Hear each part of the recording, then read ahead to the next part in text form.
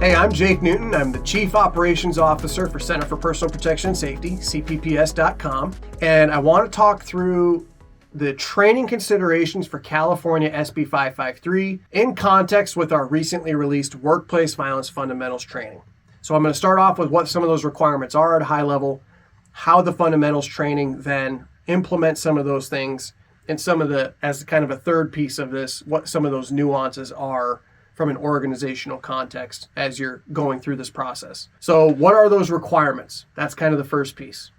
The biggest things that SB-553, and this is by no means exhaustive or verbatim from the law, but you got to teach people what the plan is within your organization, how they can access that and those sorts of things. You need to have what the definitions and requirements are within the law. You need to outline how individuals can report potential workplace violence or workplace violence, what those hazards are, what workplace specific hazards are to employees, but especially what they can do to prevent potential violence as well as respond to potential violence. And then a couple of final things are they need to know what the violence incident log is, and of course, how they can ask questions of somebody that is knowledgeable of the plan. Our workplace violence fundamental training includes most, if not all, of this information to the extent that we can with our generic courseware.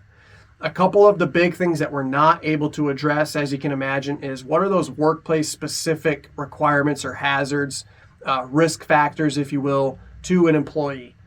We would have to know what those are to be able to do that. And frankly, that's very difficult to do in an electronic context regardless. But the extent that we can hit some of these different things at a generic level, we have it in our off-the-shelf product. That being said, we want to help you as an organization be very specific and as specific as you can. So in our customization process, our initial customization, we have 3 levels. It's core, cosmetic, and complete customization levels. In our core customization level, we address the specific requirements that, for example, allow you as an organization to then dictate or outline within the training program who specifically do they report to, who specifically can they reach out to for getting questions answered, where specifically can they access that plan. And it then brings it from a generic level of, say, reach out to human resources to now saying, reach out to this specific person at Human Resources, and here's that contact information.